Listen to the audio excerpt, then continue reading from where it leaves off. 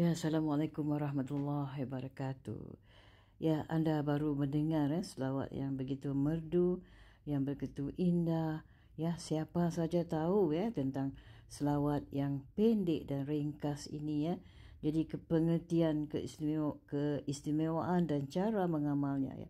Ya, selawat Jibril ni memang umat Islam sentiasa mengamalkan selawat Nabi yang sebagai wujud cinta kepada Allah SWT dan Nabi Muhammad SAW ya.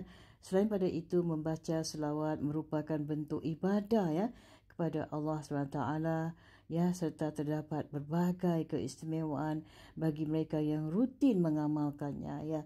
Ya, tiada lagi lebih indahlah daripada kita berselawat Selawat ini membawa berkah kehidupan kita, menjalankan kehidupan kita sehari-hari.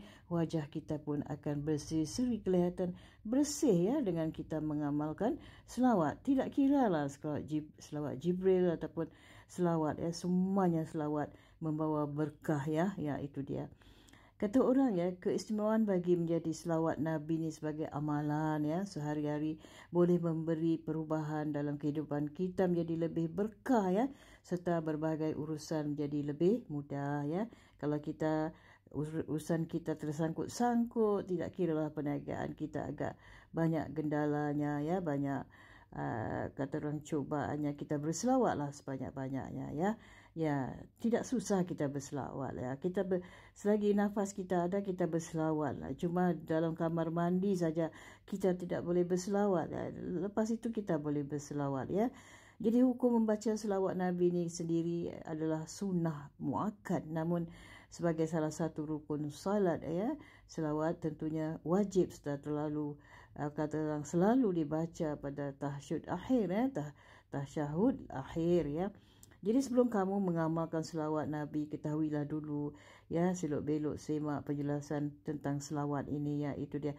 Jadi selawat yang ringkas dan pendek ini siapa saja mampu untuk mengamalkan Yang ada orang mengamalkan hingga 10,000 satu hari, yang ada mengamalkan 4,440 kali, yang mengamal hanya 1,000 sekali pokoknya itu kita yakin dan tekun Jadi masing-masing lah itu dia. Yang aku nak kongsikan inilah tentang ajaibnya selawat Ajaibnya selawat Jibril ni temanku baru-baru ini mengamalkannya kerana dia ada sedikit masalah masalah di tempat kerjanya Jadi begini dia mengamalkan, temanku adalah seorang kaum Hawa dia mengamalkan tidak banyak, dia hanya mengamalkan 4,440 kali Ajaibnya, menurut katanya sungguh ajaibnya selawat itu yang nak aku katakan tentang ajaibnya selawat tak dapat nak disangkalkan lagi selawat memang penuh dengan keajaiban yang tersendiri yang keistimewaannya yang ada terkandung dalam selawat itu dia.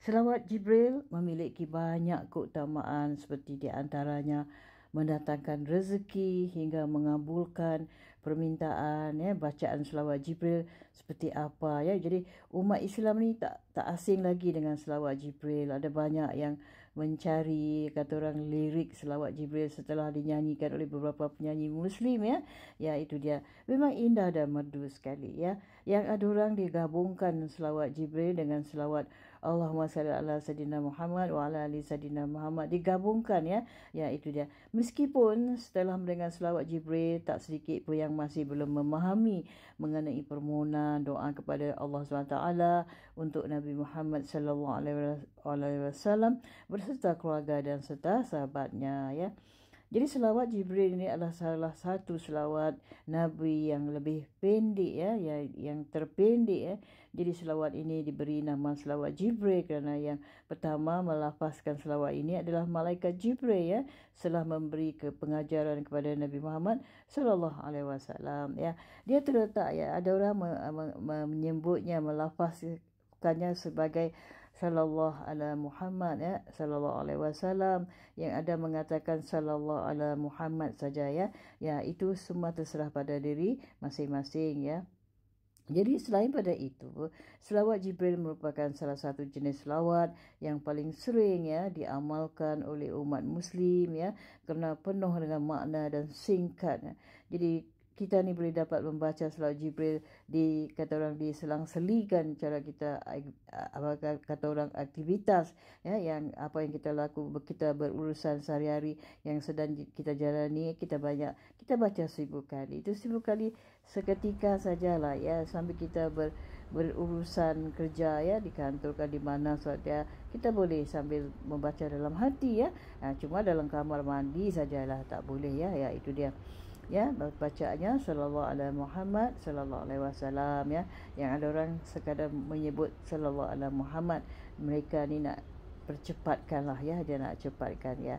Dia nak mengejar angka sebanyak 10,000 satu hari, yang ada mampu melakukan 10,000, yang ada melakukan 20,000, yang ada kalau mereka kepepet ya, terdesak nakkan sesuatu hingga 50,000. Itu memang hebatlah ya.